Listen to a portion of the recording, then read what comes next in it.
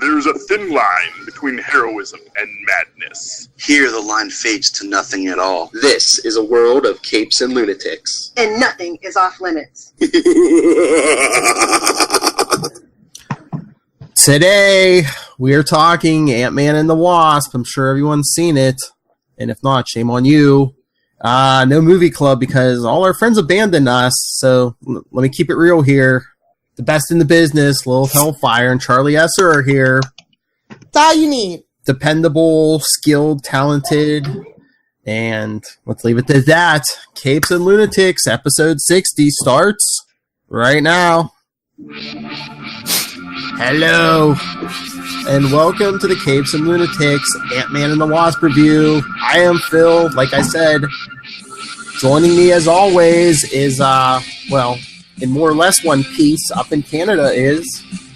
Hey guys, it's Lil Hellfire.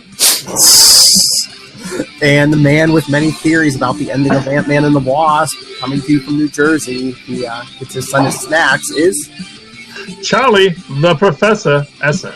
It's great to be here, and so much to discuss. Oh, yeah. And, such a thing I realized today.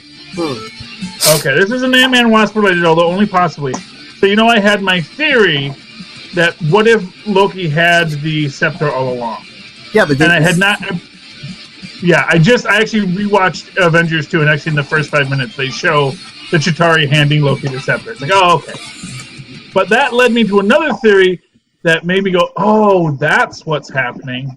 It all has to do with when Infinity Stones go dormant, which I'm going to write up at some point and post, and because I've been working on this dormant Infinity Stones thing for a while now, because as we know, the Infinity Stones are sentient, are aware, and are actually controlling their own destiny, no matter what Thanos thinks. So, well, I'll talk about that later when we have more time, because tonight's Ant-Man and the Wasp. Well, that is before we move to that, that is one happy thing I've seen. Well, at least for you and me. It seems like anytime there's an MCU movie out now, there's at least 2 or 3 TV networks on cable that just play MCU movies nonstop all weekend. Yes. I was actually thinking, I should have, taped Thor to see if he had the scepter in Thor as well, because that would really open up a lot of things if he was actually holding it as just a prop, Mm-hmm. But then, of course, like I said, at the first 5 minutes of Avengers, they show, have a scepter, Loki! I was going to say, he had a scepter, but I don't think it had the stone in it in the first Thor, but I can't remember Thor 2, because, like I said, they've been replaying them all now, so... Nobody remembers Thor 2, it's okay, Phil. I know, it was on, what was it, yesterday, and I was like, yeah. Yeah, well, Thor 1 came before Avengers, right? So when Thor 1 and then Avengers. They all got at least one. All those original ones got at least one solo movie before Avengers 1, yeah. Yeah. Someone was making a whole thing about stop trying to make Jeremy Renner happen. And I got, First of all, how dare them? And second of all, as soon as I'm healed up, I will fight you. Hawkeye is important. I know, but it was the Mary Sue, and I guess he did something untoward at some point or something, or maybe did not give appropriate levels of support for someone that someone at the Mary Sue felt he should have. So I don't know what it was, but of course ScarJo is on their blacklist too at Mary Sue because. Well, I can understand Scarlett Johansson. Yeah, but Hawkeye and Black Widow, everyone just puts them together. So.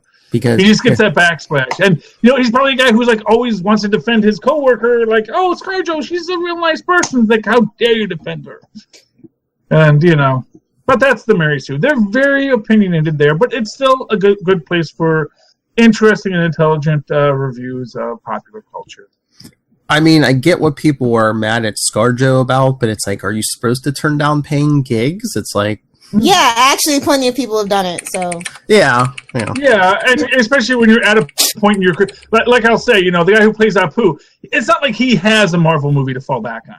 True. He really can't pick and choose his jobs, and yet he said, "You know what?" He's friends with Adam Sandler, though, and Adam Sandler loves to put his friends in movies. I'm just saying. Okay, well, and he's been doing that show for how long? So, and residuals and whatnot. Yeah, I know, but And for what it's worth, he has said, "Look, if it needs to be recast it. It's fine. I'll do another voice." He has actually made the point that he doesn't want to give up Apu because he loves doing the character and he feels that he has brought done the character justice as much as you can as a white guy voicing an Indian. But, he does feel that, but he has said, if it needs to be recast, that's fine with him.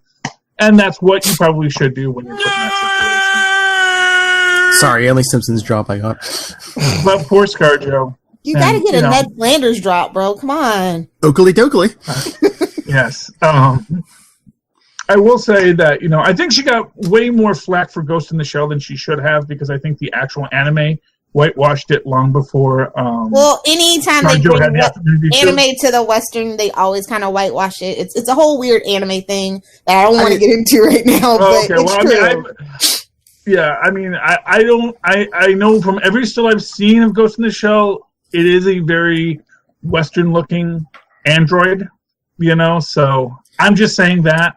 I didn't see the movie. I always say it could be worse. It could be the Dragon Ball movie where it's that dude from Shameless that plays Steve, and the girl actually from Shameless that plays Fiona. There's no Asian people whatsoever in that movie. It's completely different. Like I always say, you could always have a Dragon Ball movie. So just be thankful it's not that bad and move on. Yeah. So there we go. But that's casting. Not every film can be the Black Panther. Or Infinity War. Or Twilight, because they actually did hire real Native Americans. You can say all you want to about Twilight, but at least they did that right. Okay, well, there we go. I got nothing to say about Twilight except for the pedophilia angle. That's honestly that's the only thing that always bugs me about it. Be with him, so whatever the reverse of pedophilia is, I think is more the point. Well, that's like every vampire story, isn't it? I mean, you're yeah, and and as George Burns used to say, there really aren't that many women my age for me to date. Especially true. Yeah, exactly. It's like I'm 200 years old. I could date Estelle Getty, and I'm still dating someone who I could have changed their diapers of. I could have changed their grandmother's diapers. That is the downside to being a vampire, but still, you should date people who actually aren't 18 and are still literally in high school, even if you've got the body of a high schooler. Not for nothing, if you got the body of a high schooler, go date a freaking college kid. I'm just saying, Would it have been that hard to wait till she went to college? That's all I'm saying. I'll just leave it at this: that the author was Mormon, so that might be just a cultural thing. And on to Ant-Man and Wasp. Yes. Ant-Man and Wasp. Speaking of wasps, that's a Mormon, white Anglo-Saxon Protestant. Yes. But I don't know if Mormons count as Protestant. I mean, they're technically... They don't actually consider themselves, like... Never mind. They're... It's a I'm Catholic. Everybody's a Protestant. We think the Greek Orthodox are technically Protestants if you really get us drunk one night. We'll say, oh yeah, those guys. Meanwhile, they think we're Protestants, so irony. Anyway, Ant-Man and the Wasp. So my favorite thing about this movie is finally, Langston Fishburne can be seen and welcomed into Hollywood. Lawrence Fishburne's son. Like, I have a thing for Lawrence Fishburne. He's like married to Gina Torres, so like he's like my everything. He's my hero. I love Gina Torres. Wait, was Langston Fishburne in this? Wasn't he? Am I not thinking Lawrence Fishburne's in it. I know, in the de-aging, like the flashback scene, that's his son. Is it? Oh, yeah. I thought it was him. I literally thought it was him. No, they did that for what's his face? Last movie they did it digitally, but this is actually his son in the flashback. Yeah, I did notice they actually did cast. I saw that like they had young Michael Douglas and young Michelle Pfeiffer actually had actors in those roles. So I was like, oh, okay, maybe they like digitally put their faces on, like they did with that guy who died in Star Wars. And what they did with Robert Downey Jr. Yeah. In Civil War. I actually thought that was Robert Downey Jr., but they just youthened his face. Maybe. And that's not for nothing. That's the great thing about Robert Downey Jr. and Michael Douglas is there's so much footage of these guys when they were young. Yes. Like rewinding them is real easy. It's like, oh, there we go. Less than zero. I thought that looked familiar. Yeah. All those streets of San Francisco, man. Which, by the way, that was my favorite part of this. Is all the streets of San Francisco references went during the chase scenes. So you don't know Michael Douglas was on He was a TV actor for a while there and was on a great show called Streets of San Francisco. Basically, it was NYPD Blue set in San Francisco before there was NYPD Blue. It was sort of Hawaii Five-0 set in San Francisco. So it was great, and yeah. It was a little more hard-edged than Hawaii Five-0, which was much more like a dragnet because they were much more straight-laced on Hawaii Five-0, whereas, Michael Douglas was sort of that plays by his own rules cop, He was like the first of the plays by his own rules cops. Wanted to break with the Jack Webb tradition of by the book. Yeah, but how many times I lost count did Michael Douglas have to say, well, if you're done staring at my daughter, can we go already? Yeah, and of course we did have a great little back and forth about the suit, which I kind of thought was a little ham-handed as a joke. Because first it's like, did you destroy? You did destroy the suit, right? Yes, of course you destroyed it. How could you destroy my suit? What if I didn't destroy the suit? We were supposed to destroy the suit. It's like, you know what, dude? Let's pick a lily pad and land on it. I know. Then he told him he did it. He's like, what? You did destroy the suit? Yes, exactly. It was. I kind of felt that those two interplays. Maybe it was just directorially or whatever. I just didn't feel that those felt as strong as they could have. As far as humor goes, that was actually kind of the interesting thing with this film. I felt that story-wise, heart-wise, and action-wise, I thought it hit a lot of great points. I really actually felt where it faltered the most was in its humor, which is funny in a way for Ant-Man and Wasp, which does give this strong, humorous caper film background. But that was my feeling. What did you guys think? I almost think they felt they had to go maybe even a little over the top with the humor after coming out of Infinity War. Yeah. So it was so dark. This is true, because Infinity War made people very sad. Yes. People died. And I will say this. When we got to that mid-credit scene, not the end credit scene, but the mid-credit scene, the first time I saw it, I heard everyone because I saw it opening day, and everyone in the audience said, whoa. Because they're like, oh, yeah, that's right. You just had to remind me. Yeah, well, although I have hope, cause this is my fan theory. Because I always have a fan theory, and it's a strong fan theory. Do you want to go right into my crazy fan theory, Phil, or you want to talk about something else before we I don't care if you want to go into your Thanos snap theory. So here's the half a snap. It's the quantum Thanos realm. had to snap twice. Yeah, well, this is the thing about it. Okay, now, as I have pointed out repeatedly to everyone who can't watch a film and understand visual cues, there is no ash. Everyone says, oh, look, it's Peter Parker's dust. Ha, ha, ha, ha, ha. Hey, look, here's all of the dust from the Infinity Wars. Ha, ha, ha, ha. And it's like, no, there is no dust. In fact, there's specifically no dust because we see when they disperse, you see people reach for the dust and there's nothing there. I remember, I forget who it was. I think when Bucky goes away, there's some kind of scene where Cap reaches for the dust and there's nothing there. There's no dust to touch. Mm-hmm. Also, the dust is red in Infinity War. It has that reddish-brown look to it. And that is, again, the visual cue of the use of the Reality Stone. Like Thanos says, he's not killing them. He's blinking them out of existence. Now, when we see the ash at the end of Ant-Man and Wasp, first off, the ash is actual ash. We're seeing floating bits of ash that are staying there. They're not fading away. They're not blowing into the wind. They're actually falling to the earth. They're acting like actual ash. They're also black ash, not red ash, suggesting that there is something different about this ash than just an effect of the Reality Stone. Now, in this film, we're going to get a little couple of spoilers here before we get to it in the storyline. We know that Janet Van Dyne is hopped up on quantum energy. That she has spent 30 years in the quantum zone, or the quantum evolved and changed. She is, she probably doesn't need pin particles to change shape anymore. All that good stuff. Quantum tentacles? Yes. Just put quantum in front of everything. That's how you sound smart.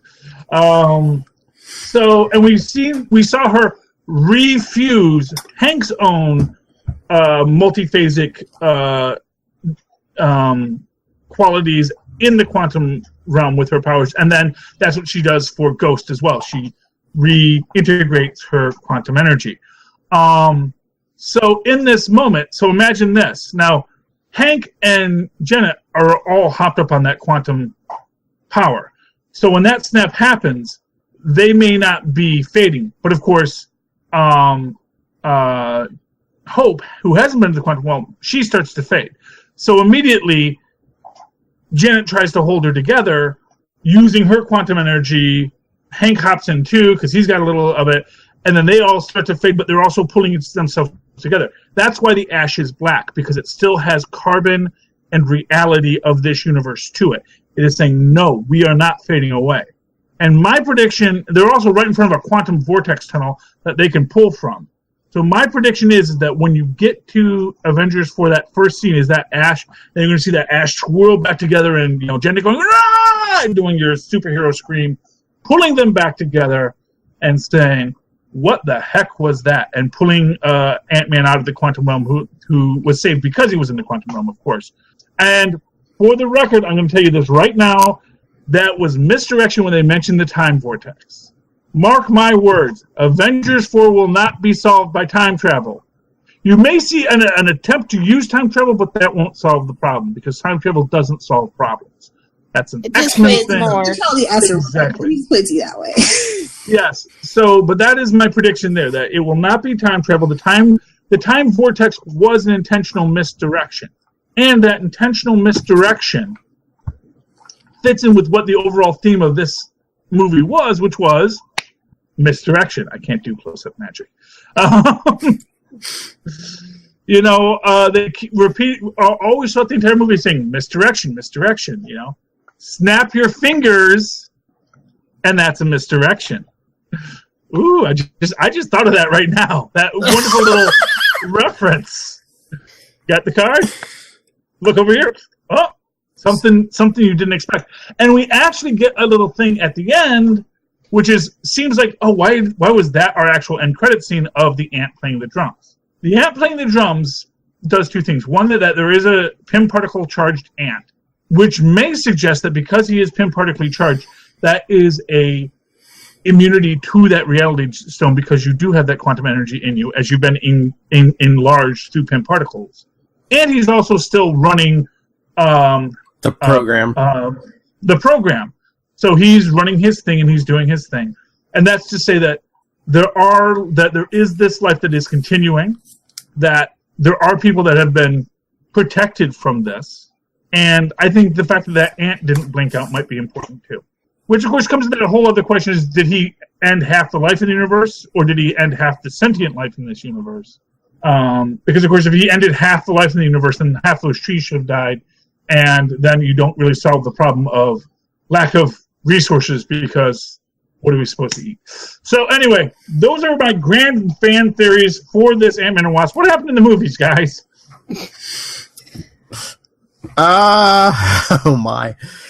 So anyway, let's go back to the beginning. Well, you spoke of Janet Van Dyne. What did everyone think of Michelle Pfeiffer? I'm glad she's making a Marvel paycheck, but I still feel like Catwoman is her best thing ever. So that's just me. Oh, I don't think anyone's denying that her Catwoman was, iconic. Right, as a kid. And I mean, really, we only got her at the beginning in the flashback, and like at the flashback later on, and then like at the end. I mean, we really didn't get much of her. I mean, half of her character was played through Paul Rudd. Yeah.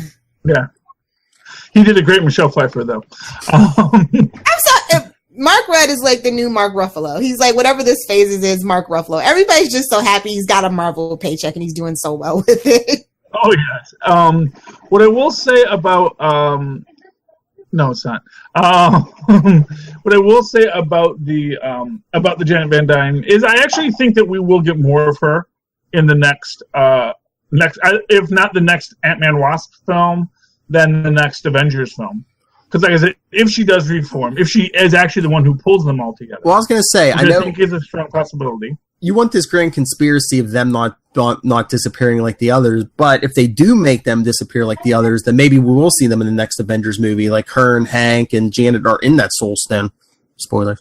Yeah, I mean, anything is possible in that sense of it.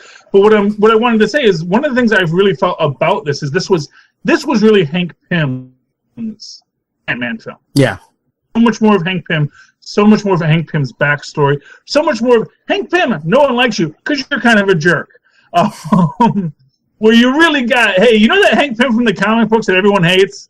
It's actually the same Hank Pym. We just didn't really get to go into it last movie.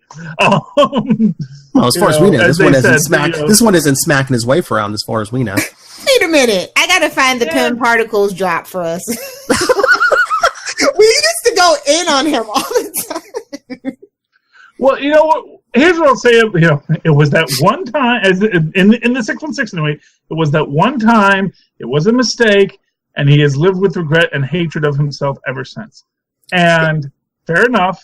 And for what it's worth, you know, Janet Van Dyne, who didn't lose him in the quantum, didn't get lost in the quantum realm for 30 years, still has a very real part of herself that does love Hank Pym, even though she knows she could never be with him. It's one of those interesting things that had Janet Van Dyne not been lost in the quantum realm, they probably would not be together. Basically, this Hank Pym avoided that moment of his decay mentally that got him kicked out of S.H.I.E.L.D., kicked out of everything, because Janet was somewhere else, and he just had his own. He just ruined his relationship with his daughter, just not through physical abuse. So, yeah, but he rebuilt it. And I'll tell you what, that opening scene actually did make me cry in the theater. Aww. It's so sad because he's leaving his daughter and they're never going to see them again, and they should have stopped, but, you know, and they already spent too long because had they gotten there a few seconds earlier, maybe the missile wouldn't have launched. Who launched that missile anyway? Who was launching a missile at New York City from, like, Long Island? Wasn't it supposed to be like the 50s or 60s? Isn't it probably the Russians? Yeah, but you can see wherever they're launching it to. Was that supposed to, maybe that was Florida, maybe it was from Cuba. Oh, yeah, maybe Cuba. I guess that's a possibility. Castro. Maybe that was the Miami skyline. I'll have to look it up, you know. Oh, and I didn't get to look up the thing I actually, you know, I'm going to try and look that up real quick here. Yeah, I really, you know, I really cried during that scene. It's okay, Jelly Bean. It's just a movie. Well, it was sad, and I like that. You know, it was that she called her Jelly Bean, and he calls his daughter Peanut. I just thought, you know, that same legume shape. Children are legumes because children are the seeds we plant for the future. So are they? Oh, speaking of that, are they setting up Cassie for to become Stinger or whatever? Because they were ramming that down our throats. This movie about her being Scott's partner. Well, that she wants to get into superheroism, and as he said, if I ever let you do that, I would be a horrible father. Fortunately, fortunately, he is. Yes. Yes. So, here, cover for me while I break the law. Yeah, he's up there throwing up everywhere. Anyway, yeah, I'm trying to go to the IMDb page for this to see if I can see if an Easter egg I thought was an Easter egg, but it's like playing the trailer and won't let me scroll down. Here we go. So, Egghead Man. Anyway. Egghead, yes, Elias Starr made it into this film, and honestly, I have to say that was a great way to integrate him, especially when you give it this idea where he says Elias Starr was a traitor, which suggests that maybe he was Hydra within S.H.I.E.L.D. the whole time. Although, then again, maybe was that true, or did Hank Pym drive him to that? Let's blame it on Hank. That's what we like to do around here. I think it's a little from column A, a little from column B, but I mean, yeah, but I was sitting there, I was like, Elias Starr, and then it hit me, I'm like, oh, Egghead. Oh, you didn't get that right away? Yeah, when he... It took me a minute or two, yeah. Yeah, and it's nice that, you know, Elias Starr had a daughter, Ava, who was cool in this. You know, I really liked that whole aspect of it. I thought that was a great thing to build into the story, you know. But yeah, I thought the actress for the ghost looked familiar. Lilith, you know who she played? She was in Ready Player One. Oh, who was she? She was the chick that the guy sent to try to kill them. Oh, okay. Yeah. Wait, she was trying to kill someone in Player One, or someone trying to kill her in Ready Player One? No, she was trying to kill the kids. The big corporation guy sent her to his right hand. Kill the protagonist. Yeah. Yeah. So I don't think I'm going to be able to. Yeah, because here's the thing. So Jimmy Woo is James Woo is our FBI agent. Mm-hmm. And fans of James Woo will know he was an old 50s Marvel hero who was Jimmy Woo FBI back when they were doing like crime comics. Fought the Yellow Claw because and hey, you know what? Hey, give this to Marvel. Yes, they had their Fu Manchu racism, but they also had but you know what? Our protagonist is Japanese, so maybe it's Are we not so talking bad. about Agents of Atlas or whatever? Well, that's what it eventually became. But Jimmy Woo was actually a 1950s character as well. Oh, So they had a non-racist. I believe he was an actual 1950s character. Maybe he was a later 60s rebrand, but I believe he actually did start in Peril of the Yellow Claw in the actual 50s, and he was a because of course that was the idea that he was this Asian FBI agent, so he could infiltrate the Asian world. Well, they are Good still guys, pretty reclusive. USA. Just Yes. makes sense. Well, hey, especially at that point, let's not forget this isn't that for long before a bunch of people were put in internment camps, which was not fun. Yeah. Put people in internment camps, they sometimes take that personally. Still not over that. We're still not over internment camps. Yeah. But anyway, so if you notice that he always has this really big guy next to him, I would keep on looking and say, is that supposed to be Gorilla Man? No. Who was one of the agents of Atlas, which was originally from What If the Avengers had been formed in the 1950s, which had Venus. They always had a female cop and this big guy right next to him in almost all of his scenes, and they were the two that weren't the corrupt guy. And I was trying to see if they gave that guy a name, and I was trying to listen to see if they gave him a name at any point, but I could not tell if they did or not, because I wanted to see what the Gorilla Man's name was, and was that guy supposed to be the Gorilla Man? I was just glad neither one of them was the traitor in the FBI. It was that other guy.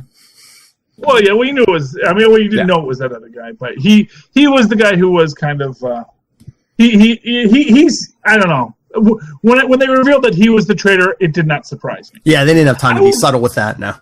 Yeah, although to be honest with you, I was actually wondering if it was going to be Jimmy Woo, and we're actually going to get like the end credit scene was going to be Jimmy, and that he's doing much like Phil Coulson did in the first Iron Man, where he comes off as this bumbling agent. But then at the very end, it's like revealed, no, actually, I'm actually this guy who is pulling strings, and but for my own purpose and for the greater good. Remember, the agents of Atlas were actually villains. Well, that's kind of the thing too. I mean, he did it for the right reasons, but do you think they used Bill Foster just so you wouldn't see that double cross coming with the Ghost?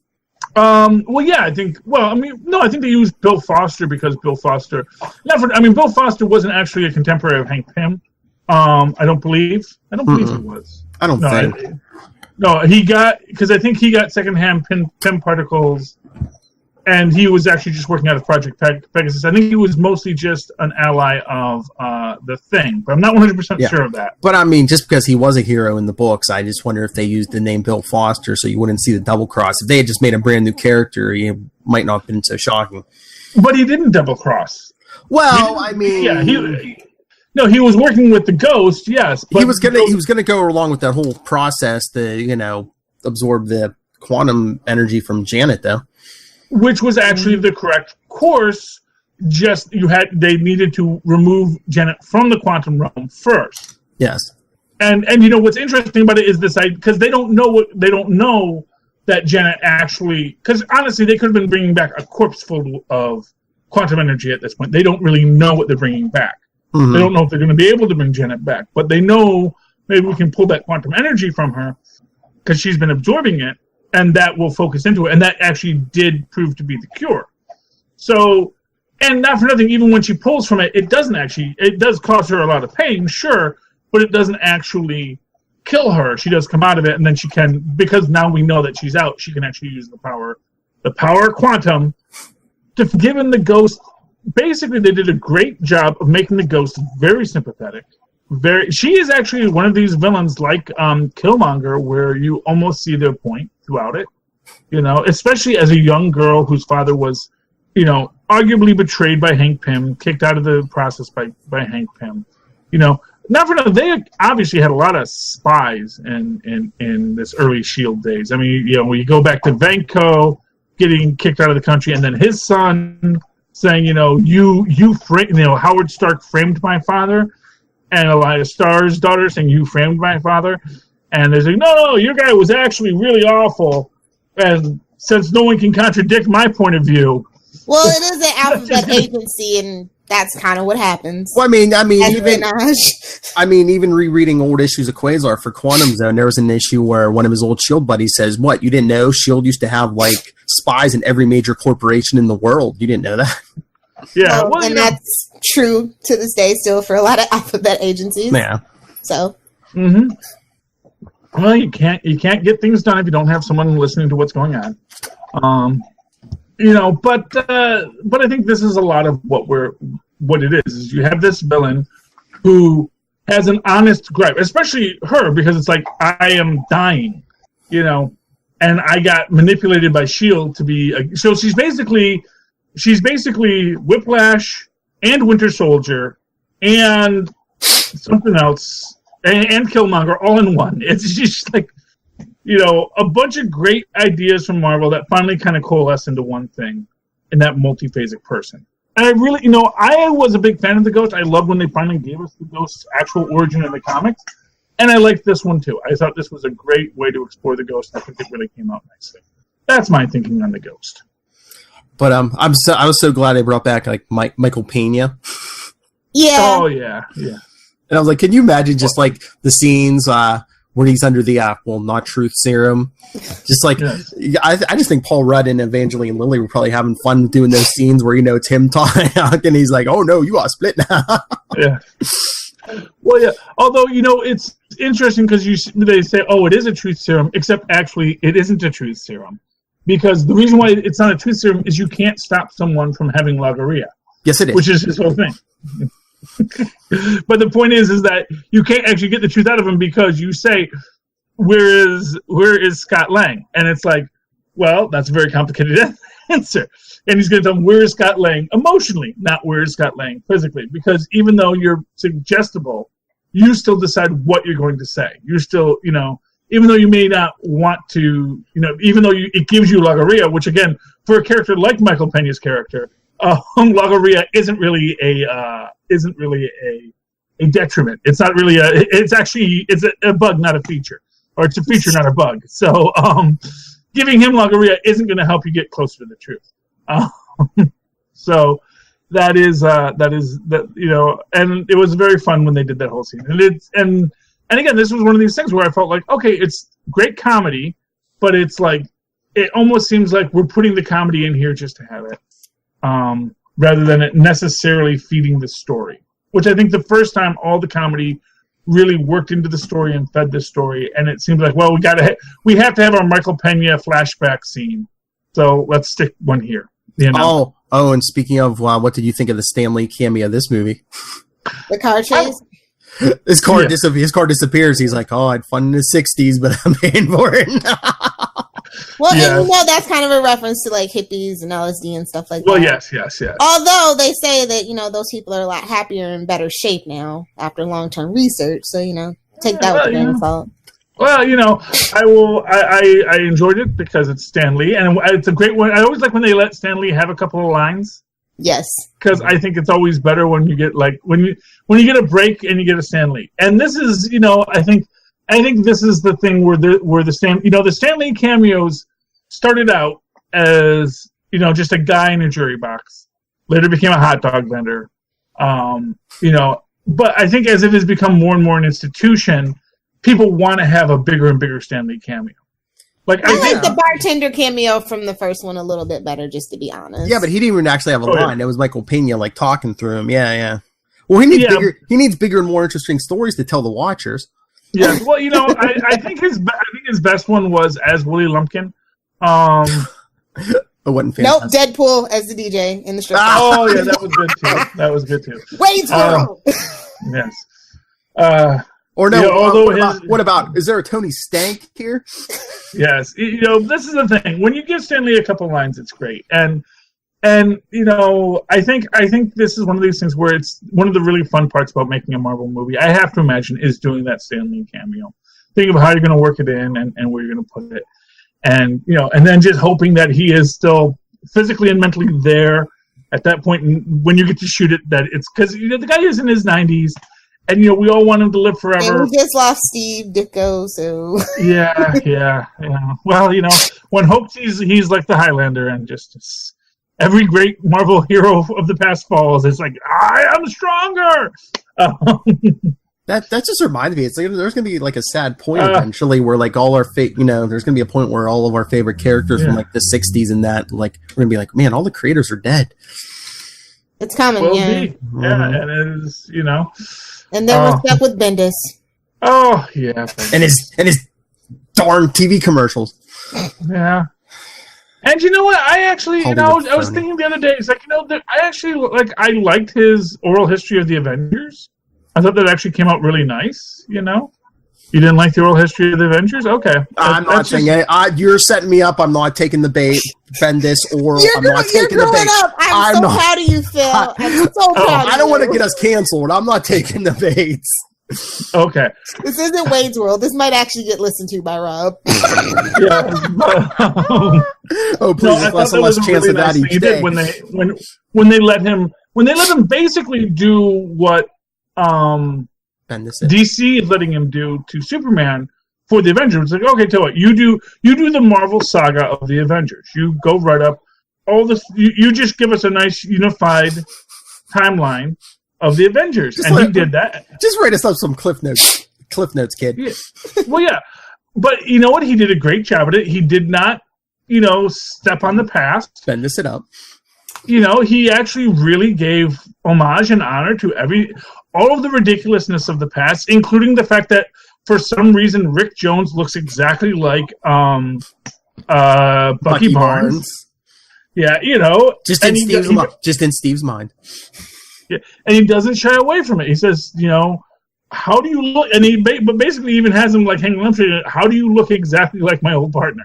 This is crazy, but I'm going to trust you for this reason. And they're not in the foxhole now. But I thought Bendis did a great job on that, and I think as often happens as he has progressed in his standing, there are fewer people there to keep him humble, and he doesn't keep himself humble enough anymore, and then things get out of hand. That would be my take on it. I'm so happy for Evangeline Lilly. It's about time. Yeah. I thought she was the best part about this movie, honestly. Like, I was kind of bummed with the direction her character was in the first movie. It's kind of like, okay, she's just, kind of being bratty. I liked her a lot. Yeah, she was a lot better in this movie. The character, yes.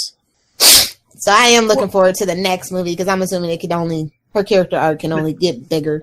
Boom. It will be the Wasp and Ant-Man. Yeah, it'll be here, antier. Yes. Well, or maybe just the Wasp on her own. Or that A-Force film, the Wasp and Ms. Marvel or Captain Marvel. Well, supposedly Michael Douglas wants a Hank Pym flashback movie. Yeah, I mean, a lot of CGI in that, but hey, he gets paid for it. I was gonna say, boy, I wonder why he wants to do it. Yeah, well, I actually know what I'd love to see is maybe even, you can do a little cheaper. You can actually do an Ant-Man and Wasp animated film with Michael Douglas and Michelle Pfeiffer as part of the MCU universe, Yeah, one of those, like, whatever they do, those animated things with the DVDs. Yeah, just do... Oh, you know what you got to, like, put an entire Ant-Man and Wasp film, spread it over the next, 4 DVDs. So you could, that way you have to buy the next one. Or give it its own thing like they did with that those Adam West ones. Yeah, well, with the 66. Yeah, the 66. The second one is now on Amazon Prime too, so I have to watch that now. I did watch the first one. I liked the first one where Batman goes evil. That was good. Oh, sorry, spoilers. Sorry, it's been out for a while. A year or so, yeah. Yeah, but that was great because it was such a '60s plot, and they really played with Batman, especially. He just disappeared. How rude! Batman would never disappear on someone like that in the middle of speaking to them. Yeah. I liked all the ant shenanigans like that they had in this movie. I liked it better than the first movie. I will say that was kind of improvement. Like even the drive-in movie with the ant, I believe it's like the 1954 movie Them. Yes, that is Them. So I was just like, oh, that's so cool. Yeah. Terrible movie, but that's so cool. And all the ants we lost at the wharf. The birds. And then the one with the thing with the school, and I was just like, okay, that's creepy. I don't ever want to see that again. With the sweater. Hey, sport, you want some string cheese and stuff?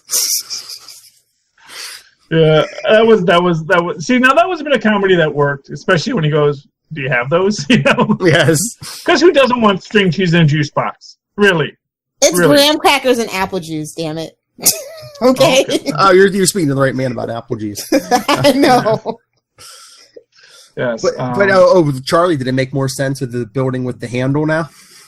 Well, it always made sense to me. I knew it was a building that was built like that. Yeah. And obviously, because his house is like that too, so obviously he's got some kind of cross-dimensional thing going with his plumbing. I don't know.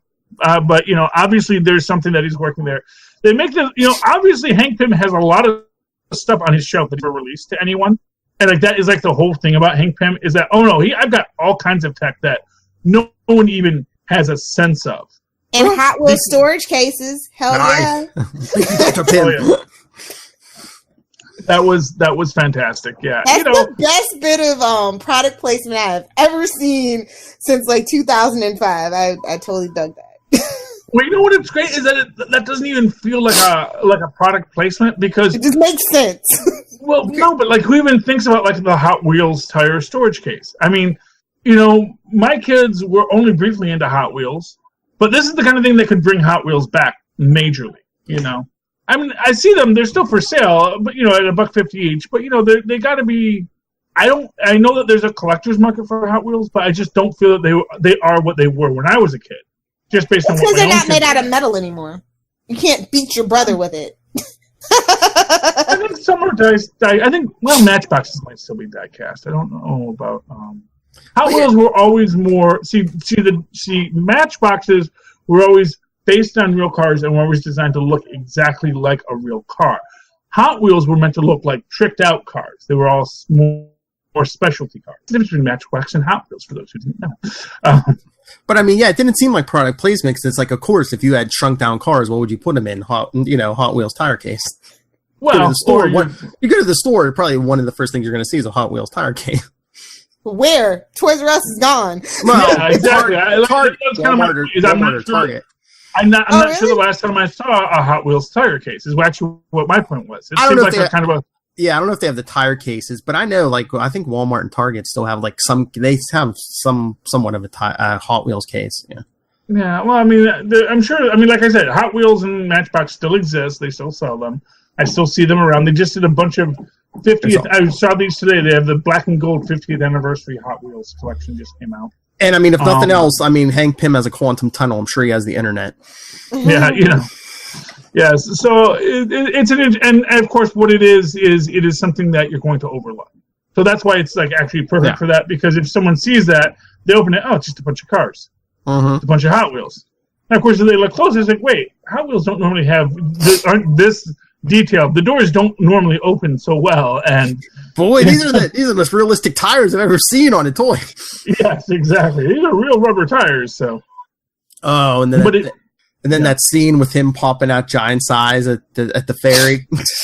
Oh yeah, and that's actually an interesting question that because he keeps on saying, "Why does the air taste chunky?" Which I think is supposed to be a reference to the squared, I think it's called the squared circle rule or the squared cube rule, which is that that the surface that as you expand your lungs, the surface space on your lungs actually decreases. Mm-hmm. So you can't get enough oxygen to keep yourself alive, which is why it gets so exhausting to be at that giant size because you're basically not able to breathe. And that's why Jan says his oxygen will only last so long. So I thought that was a really neat aspect of it, though they never really expand on it. And it always makes you wonder how the ants with their box line. I really wonder. I really want film theorists, because he's the guy that actually does this math, to actually say, okay, were these ants physically capable to exist in that expanded size, given that they have box lungs? You know? Yeah. Well, I thought her line about the oxygen was he passed out and he went underwater. I thought that was her, like, oh, he only has so much oxygen in his helmet. Well, I think that's part of it as well, because he is getting that oxygen feed through the helmet. But I think more importantly, it is the fact that his lungs can only process so much oxygen. That he only has so much oxygen in his blood once he passes out. So, but the other interesting thing is, he was chasing Sonny Birch. You know who Sonny Birch was? Who is Sonny Birch? I know that was a character from the comics, but I did not know who he was. He worked for Cross Technologies, but then I found it interesting that he was looking for tech, because eventually he went on to be a weapons acquisition in the government in some level, some position. Oh, okay. Well, that makes sense. I mean, there is a revolving door in these comic book universes, and I like the fact that they call it that there's not a Hydra anymore. And specifically, look, who am I going to sell super weapons to? There's no Hydra, there's no Shield, But there'll always be someone. Don't you worry. Oh yeah, someone. Yeah, exactly. That's what it is. Advanced Idea Mechanics is still out there, man. I mean, I know they the two never really crossed over, but it would have been interesting if he would have been like, I guess I can go to Fisk, Yeah. Well, Fisk is probably going to start working into that line like the third season, because now that you have these superpowered, and we already know that with these superpowered heroes coming out, we do need superpowered villains to protect the rackets, It's Fisk in his comic books. We used to have a nice orderly thing, and then these superheroes started an arms race, Darn Spider-Man and Daredevil. They're a menace, I tell you. He's a menace, yeah. Yes. You do it. Oh, well. Charlie? You can't. Dude, you can't. I mean, honestly, it would be impossible to discuss Spider-Man without pointing out his relationship with popular society is very different than most superheroes were at that time. To speak about Ditko, because this they say is a very Ditko aspect of it. That his idea that Spider-Man should be not seen as a hero, that he should be seen as this guy who was a guy who was just trying to market off of his powers, and that no one should trust him. That was very much a Ditko idea, from what people have said.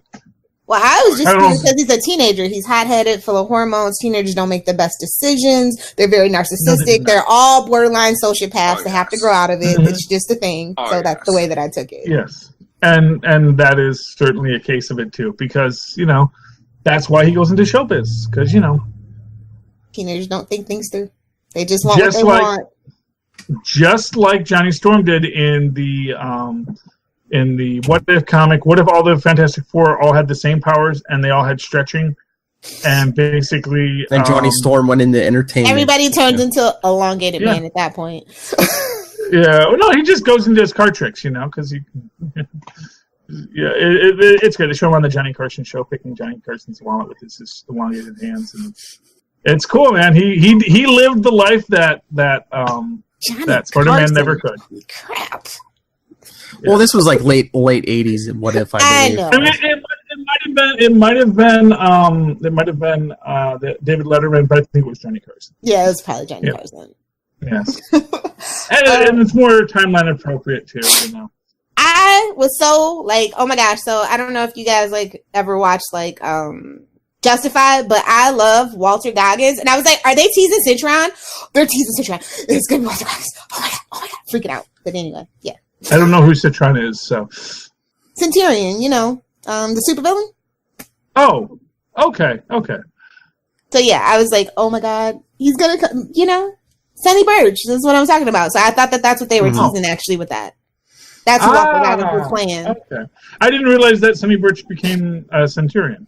Yeah, I never watched Justified, but I thought I recognized that actor from. He's been in Sons of Anarchy. He's been in a bunch of stuff. He's a really great character actor, and I feel like this Marvel break might be his big break finally. Well, I mean, we'll see. Maybe him and Justin Hammer both get to come back. Maybe they share a jail cell together. Oh. And then, now let's talk about what we could do for each other. Because we know Hammer Tech is still out there. Hammer Technologies doesn't He go away. plays a great villain in Justified, and like, if they keep going with that, I'm here for like Ant-Man forever. Okay, well, let's see where we go. Actually, you were speaking of Lawrence Fishburne's son. Bill Foster has a nephew who is the current Black Goliath. Exactly. Yeah, I was thinking. And I think, that might be a good job for Lawrence Fishburne's son. So that would be a very interesting thing to see happen. So there we go. And we do need more superheroes. This is like I said, that's like my biggest worry about Avengers 4 is that we won't have time to really explore the ramifications of Avengers 3. Yep.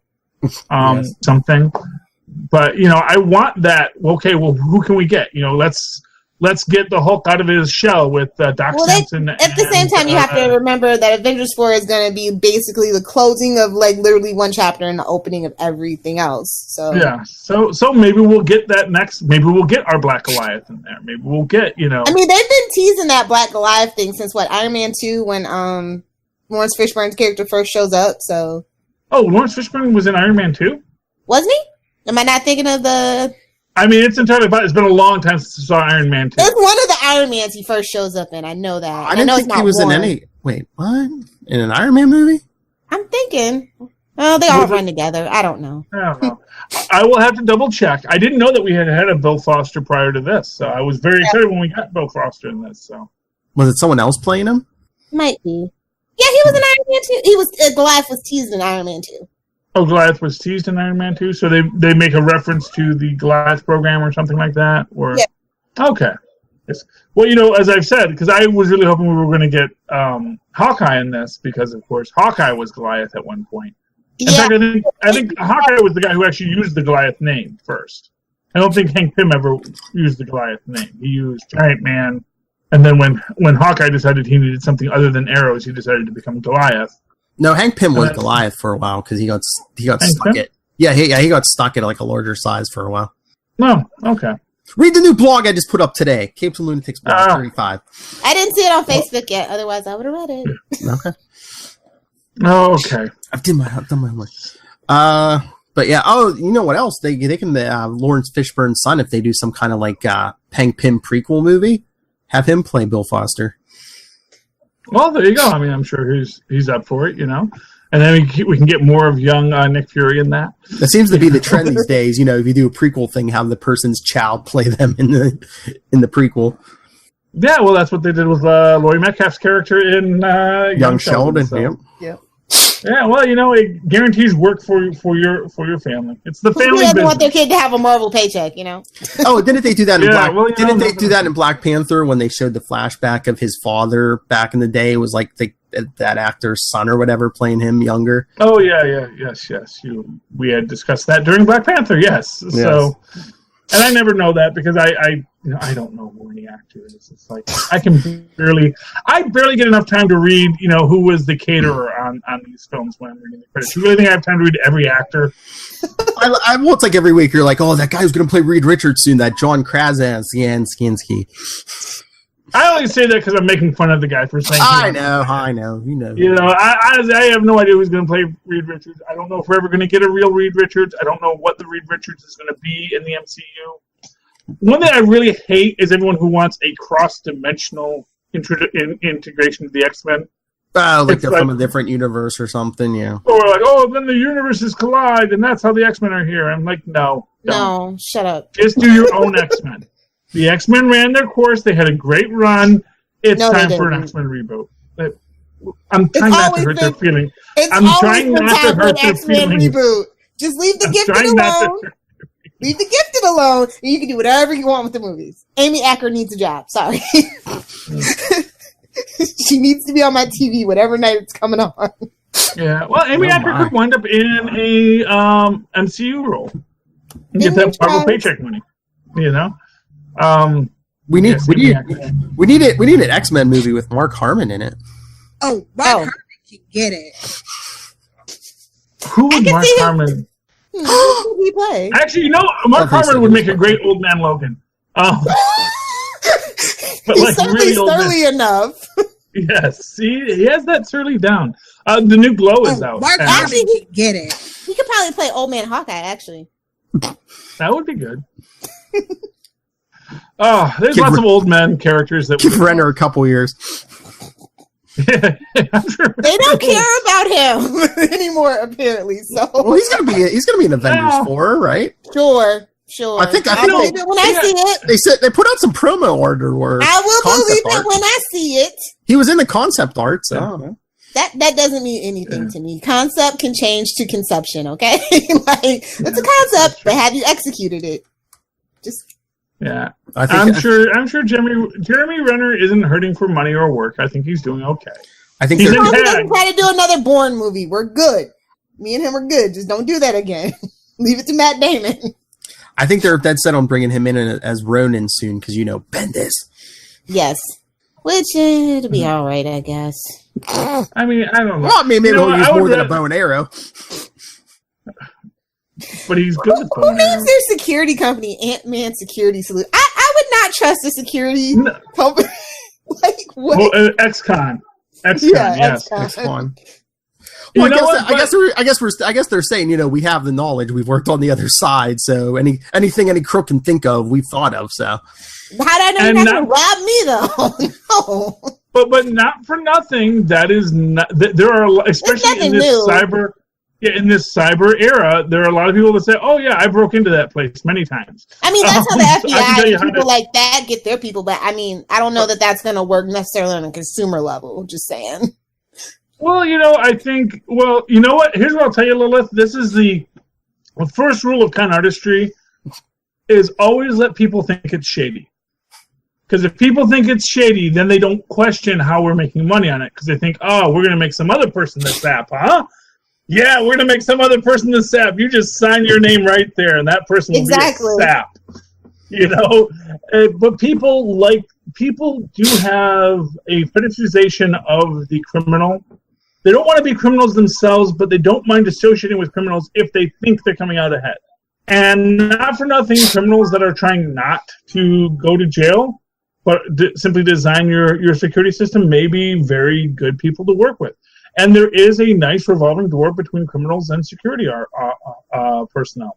You start as a bouncer, you move up to leg breaker, then you go back to bouncing for more important people, or then you go. No, it's bouncer, leg breaker, then you become a hired security personnel. That is the career trajectory usually. And hey, it's Louise. I'm sure every 2 seconds he's throwing out, "Yeah, we're friends with that guy who grew 65 feet in Germany, man. He smacked down Iron Man, man." In San Francisco, man. They made the point that he got up to 80 feet this time. Oh yeah, so has to be at least 80 feet tall, and that is something you can figure out based on the depth of the harbor at that point and how much of his body you're seeing. What's your record? Well, if we're done comparing sizes, talk about a measuring contest. Well, to be fair, Lawrence Fishburne was doing it under lab conditions, so they probably wouldn't have let him go to that point where the air tastes chunky, And maybe he had a roof over his head. Because they would know. Once you, that's the other thing. But they would know as soon as you got to that point. The air's going to get chunky and you're going to die. It's like, let's not go that far.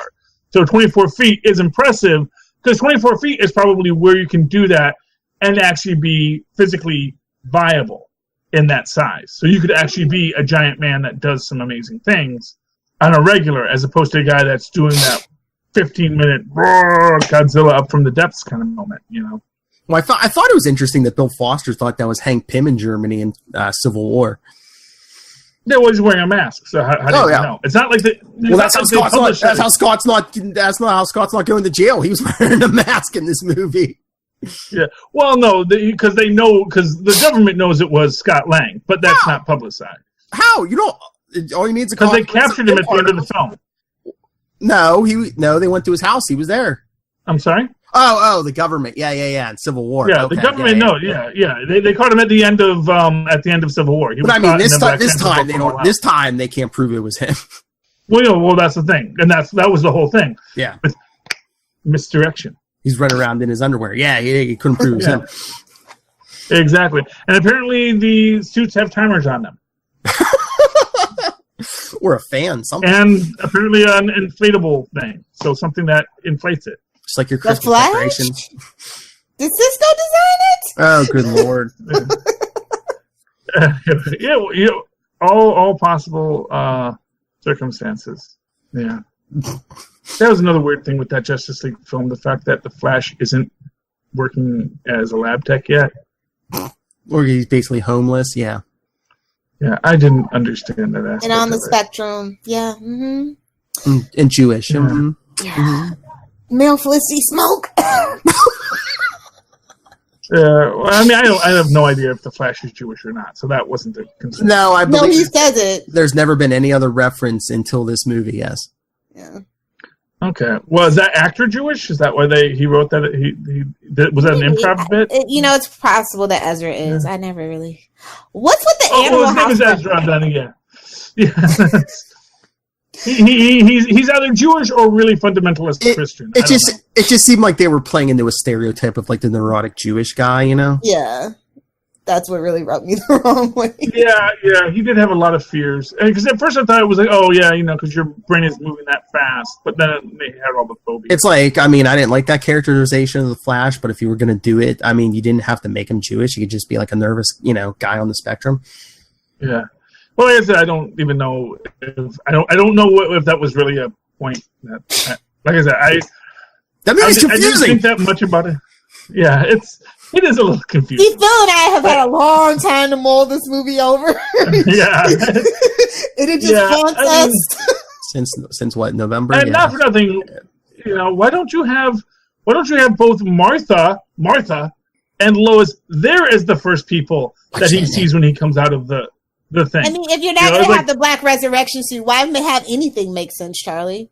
Yeah, Charlie. I mean, I'm just saying, but it's like, okay, because we knew enough to have Lois in the car, but we were holding her off instead of just having her there to be that first person he sees, because that would have been smart. Maybe Lois Lois was closer. Well, no. Well, I can understand why maybe they couldn't get Martha, although we do see that Martha was in Metropolis at that time. What's that name? Because that's her name. And I could see this idea. You have all the superheroes stand in the back. Say, okay, you two people stand here because we want you to be the first people that he sees. But don't worry, we have lightning fast speed. In the event we need to get you out of there, we will. Why did we want to hit Lois to be the first and only person he sees when he first wakes up? Oh, I don't know. I don't know what could bring him out of his spell. I don't know. It makes sense. Well, yeah, I mean, that's an aspect of it, but he also loves her. Phil, sometimes people actually have relationships built on love. That song means love also, Charlie. Understanding. The button says love. I don't know. Yes. A mess. So, anyway, but that was that film that, which I will say, it's not as, it's almost as good as Ant-Man and the Wasp. It's okay. It has its moments. There were flaws in Ant-Man and the Wasp. Oh yeah, there were a lot of critics have not been as kind to it as the first one. Well, because like I said, I think a lot of it was forced. I think a lot of the problem with Ant-Man and the Wasp is that it's coming off of.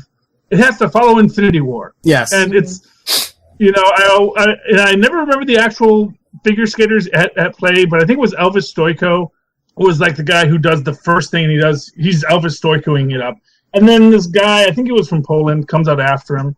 And he does a great routine, but it's not Elvis Stoico's routine. And he comes out, and at the end of his routine, he just says, "Oh, that was my routine."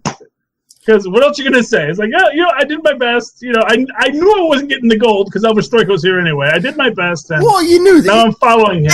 I mean, to be fair, right now, the budget was 162. They've made 161 million. Obviously, they're always going to make their money back. It's number one at the box office, but what is it really competing against? Well, they said, I know they said it beat The Purge, which has been out for at least a week or two. That's like this year's Saw franchise. Like, yeah. And I mean, they're not going up against anything. It's a soft week, but it's a good film. Well, I think they said it was like, it didn't hit the projection. I guess they were projecting it to open like 10 million higher or something. But it's like you also released it 2 days after 4th of July too. Yeah. People are coming on, they're on vacation. They're coming back from vacation. You're going to miss some people. Honestly, I don't know why they waited so long to release it. I don't know why they waited until Friday. Because how many times did you go see it, Charlie? They knew people were Twice. I know people that have seen like 3-4 times. So Okay. Well, I've only had the chance to see it twice because it was only there twice. But this isn't Infinity War, and that was the thing. This wasn't going to be Infinity War. No, but I think it is going to be an important part for the next Infinity War. But I don't think that they built it up that way either, though. So that's the other thing. So if the Pims are missing, how's Scott getting out of the quantum realm? Captain Marvel? Yeah, or maybe he just grows. Because that's how he got out of the quantum realm. Yeah, does he have one of those things? Because that's how he got out in the end of the first one. Yeah, he stuck the thing. Well, obviously he's in his Ant-Man outfit, so he obviously has to have a growth device. I know, but I've seen so many articles. How's he getting out? Well, he grew out of it the last time. He might not grow out at the same location. He might grow out of he might grow out in the middle of Wakanda. So that was convenient. I was gonna say as long as he gets back to Earth, I don't think he cares. Or he says, "What? I'm on an alien planet. What am I going to do? Oh, hi, Tony. No hard feelings," because he just winds up on Titan. Why? Why does everything seem not so crowded lately? Yes. No, or maybe the ant that's running his routine somehow does something that gets him back. Maybe the ant is looking for him. Oh no, that's gonna be the thing. If not, he's gonna come back in Avengers 4. He's gonna find out maybe Cassie's gone or something. Anything's possible, we have to see what happens. Mm-hmm. See, the Pims are going to be in the Soul Stone because watch, Cassie will be in the Soul Stone with Hope and Hank and Janet. Well, like I said, we have to see where they actually go. Because that's the thing, we don't know they go to the Soul Stone. As far as we know, they blink out of existence. I know you have these grand theories, which I love, but I think you have bigger ideas than these movie makers. Yeah. Well, but like I said, there is throughout this entire movie, the idea of misdirection is constantly there. I know. So what I'm saying is, I think that stuff we saw here is going to be important. But it was not stuff that was obvious. Like the time vortex. Don't get into a time vortex because we'll never get you out. It's like, hey, look at this. Yeah, big red lights. It's a time vortex. Woo, look at it swirl. And it's like, that's a misdirection. So I don't think that we're going to get a time vortex.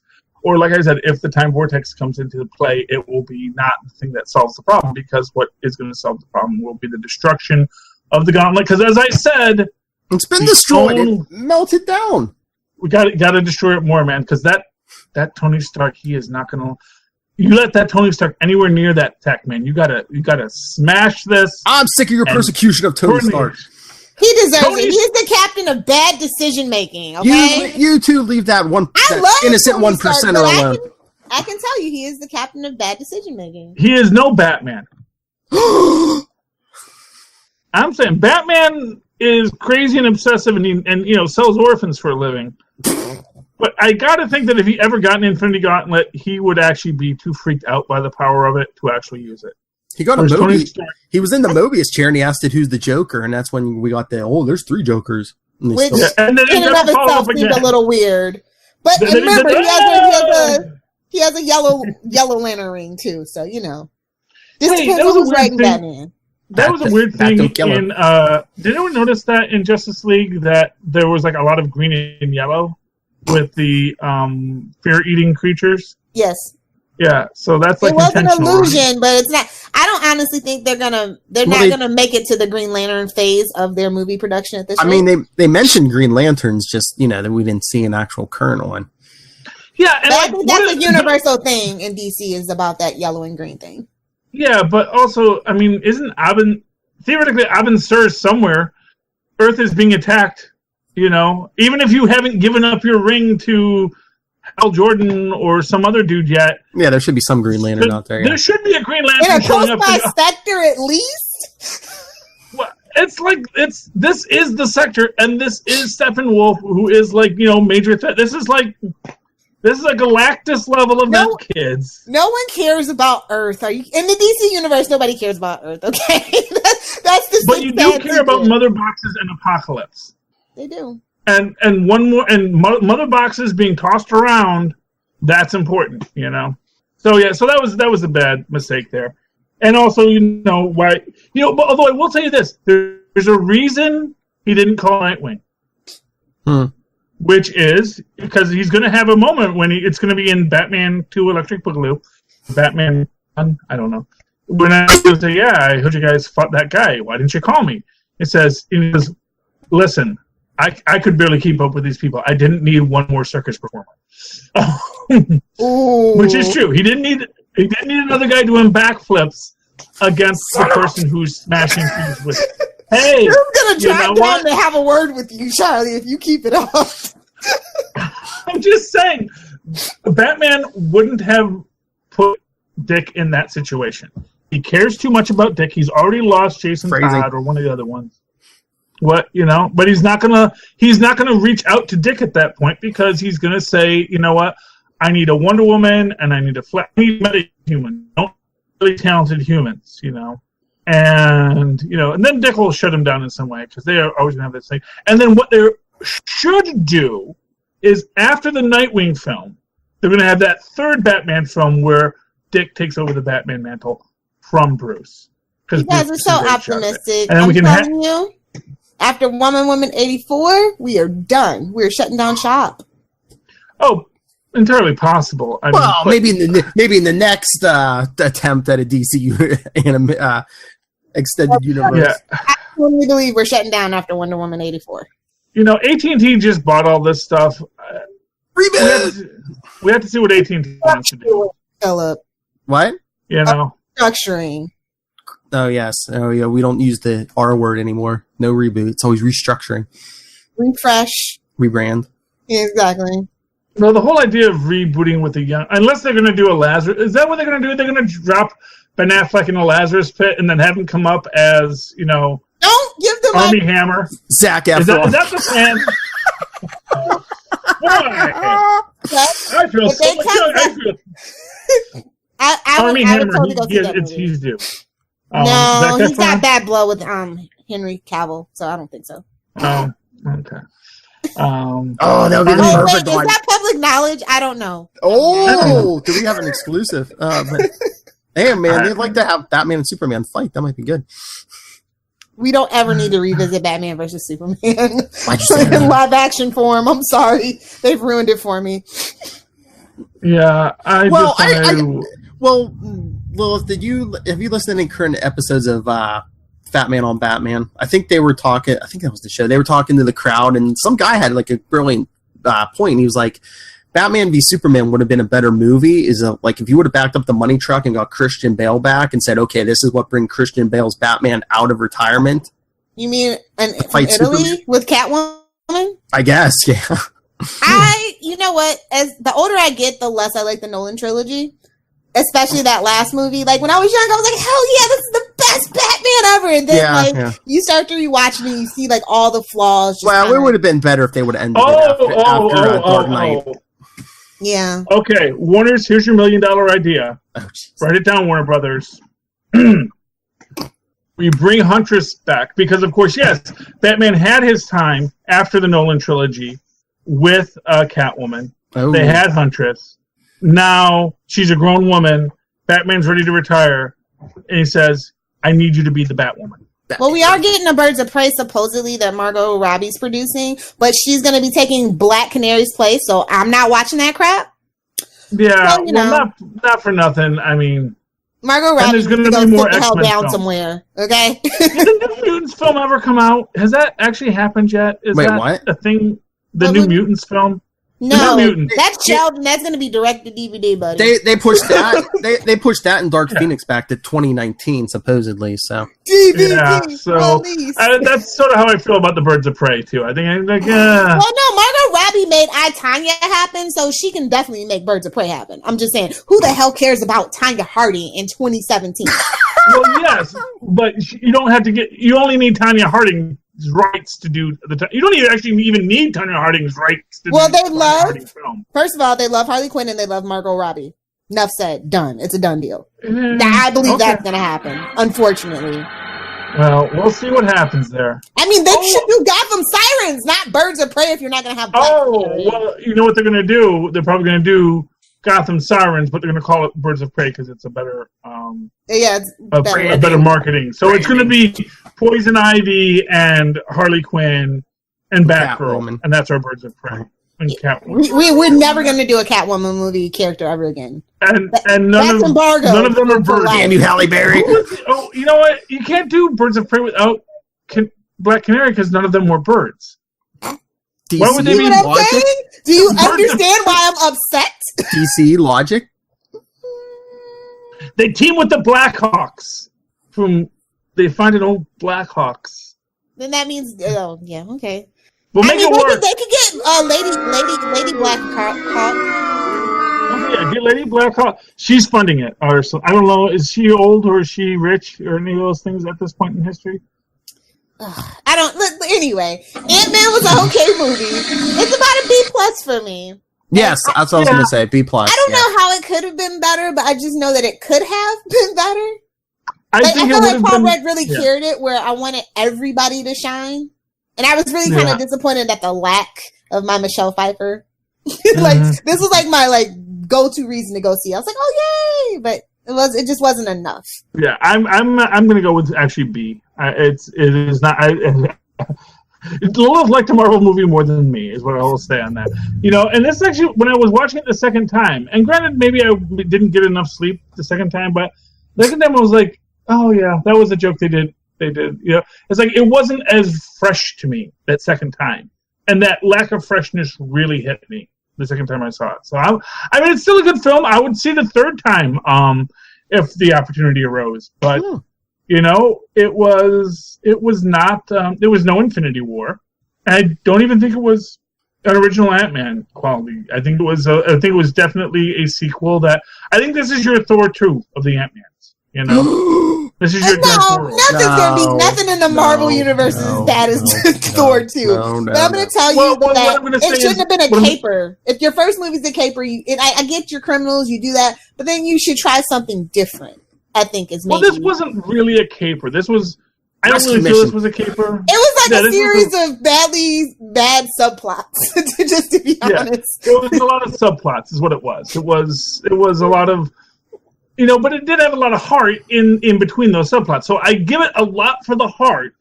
But I think anytime you're not in that heart area of the film, I think it does. Or the action. I thought its action was fantastic. I thought this had really good action for a second-tier Marvel film. This was fantastic action. This was, you know, I really thought, and I love their use of the shrinking as a offensive and defensive thing, you know. Shrinking out of the way and then expanding out, and you know that I think was a great. The shrink fu, as they say, and using the cars with the shrink fu was very good. There were a lot of great aspects of all that, you know, but I think that you know it's like a lot of great parts, but then there were spots in the middle that I think didn't hold it together as well as it should have. That's why I give it a B.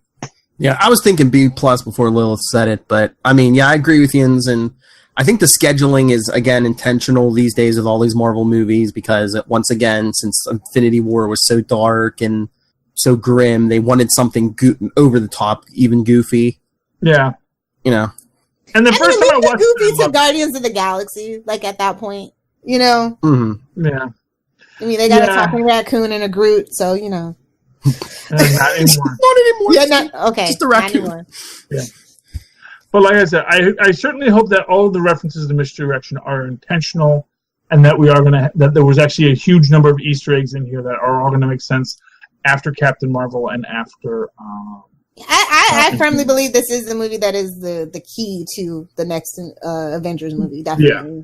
And they should have really built it. And like there was like little to no marketing. I don't know. Like I've been on the internet a lot, and I've watched TV a lot. Obviously, this last couple of days, and I just haven't seen a lot of marketing. I've seen a bunch of commercials on TV.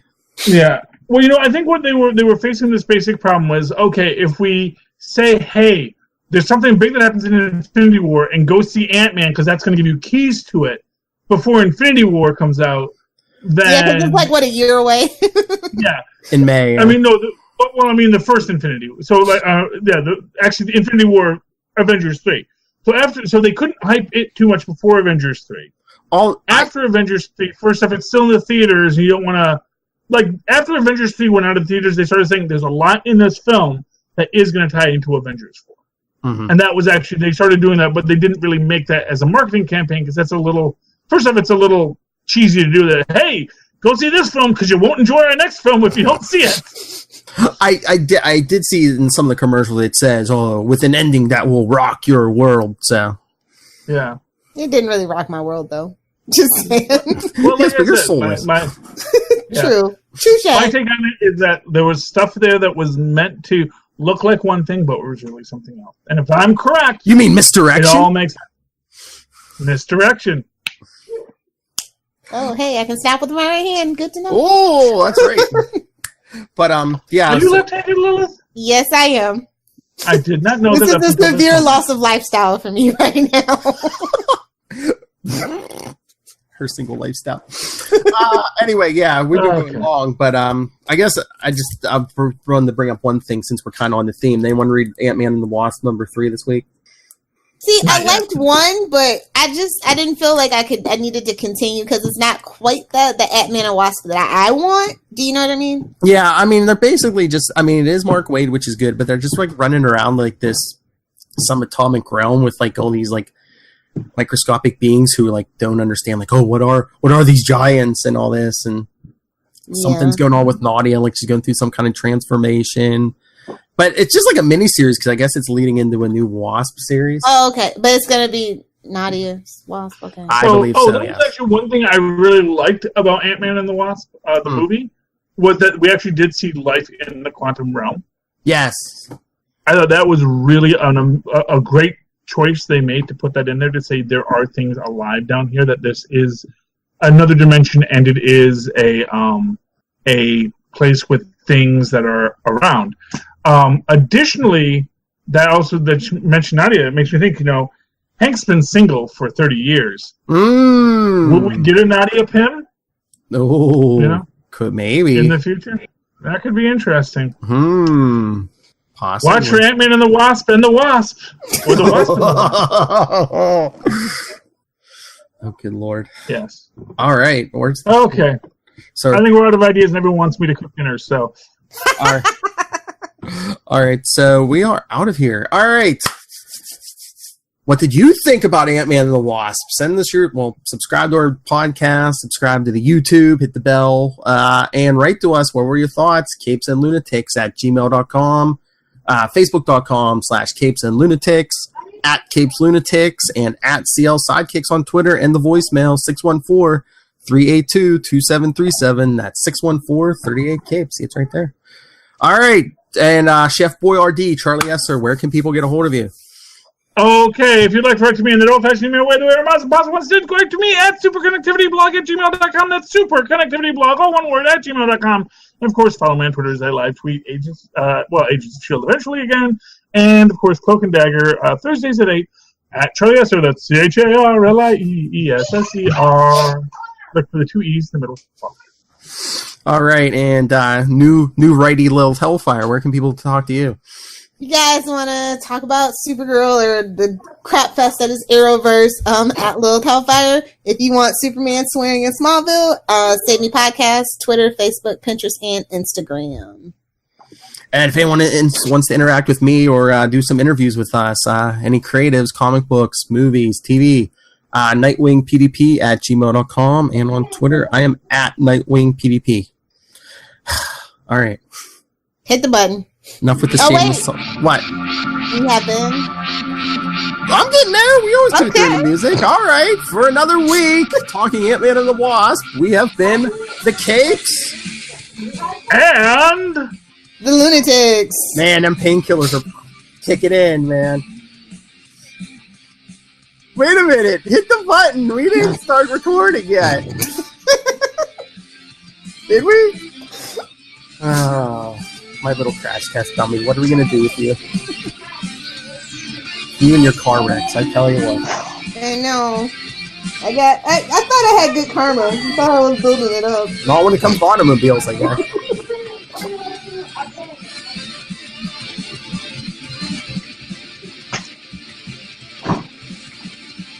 Good night, you crazy kids. Take